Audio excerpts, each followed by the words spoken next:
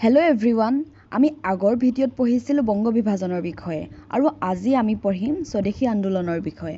যিহেতু বংগ বিভাজনৰ পৰিকল্পনা ব্ৰিটিছ চৰকাৰে বংগবাসীৰ ইচ্ছাৰ বিপৰীতে লৈছিল।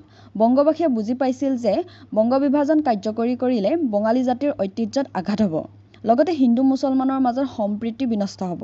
গতিকে এই আশংকাৰ ফলস্বৰূপে বংগত তীব্ৰ প্ৰতিবাদৰ জোৱাৰ উঠিল। সুৰেন্দ্ৰনাথ বন্দ্যোপাধ্যায়, বিপিন চন্দ্ৰ পাল, অৰবিন্দ ঘোষ, ৰবীন্দ্ৰনাথ ঠাকুৰ, ৰাস বিহাৰী বসু, ৰামেন্দ্ৰ সুন্দৰ ত্ৰিবেদী আদি বিখ্যাত চিন্তানায়কসকলে এই সম্পৰ্কে সাধাৰণ জনতাৰ মাজত প্ৰচাৰ কৰি এই বিভাজনৰ সম্পৰ্কে জনসাধাৰণৰ মাজত সজাগতাৰ সৃষ্টি কৰিছিল।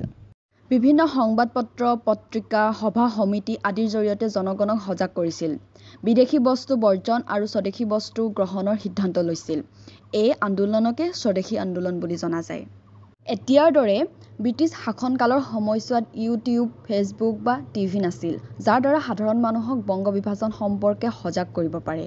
গতিকে সেই সময়ৰ এটা উল্লেখযোগ্য মাধ্যম আছিল সংবাদ পত্ৰ, পত্ৰিকা আদি। তেনে এখন পত্ৰিকা সঞ্জীৱনীত প্ৰকাশিত বংগৰ সৰ্বনাশ নামৰ প্ৰবন্ধ এটাই বংগদেশৰ জনতাৰ মাজত তীব্ৰ আলোড়নৰ সৃষ্টি কৰিছিল।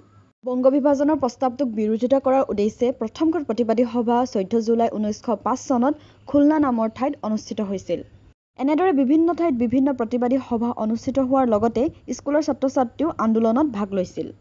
16 অক্টোবৰ 1905 চনত বংগভংগ আঁচনি কাৰ্যকৰী হোৱাৰ দিনা বংগবাসীয়ে জাতীয় শোক দিৱস পালন কৰিছিল। সেইদিনা সকলোৱে হিন্দু মুছলমানৰ মাজত যুগমীয়া সম্প্ৰীতি আৰু ভাতৃত্ববোধৰ এনাজৰী সুদৃঢ় কৰাৰ হেতুকে সকলোৱে পথচাৰীৰ হাতত ৰাখি পিন্ধাইছিল। সেইদিনা সকলোৱে দোকান পোহাৰ বন্ধ কৰি হৰতাল পালন কৰিছিল। সকলোবোৰ বংকিম চন্দ্ৰ চট্টোপাধ্যায়ৰ বন্দে মাতৰম গীতেৰে মুখৰিত হৈ পৰিছিল। চমুকৈ স্বদেশী আন্দোলন এয়াই। তোমালোকে সহজে বুজি পোৱাকে সহজকৈ মূল চামাৰিটো দিলোঁ। যদি কিবা বুজি পোৱা নাই প্লিজ কমেণ্ট ছেকশ্যনত নিদিয়াকৈ নাথাকিবা। কিপ ষ্টাডিং, বাই।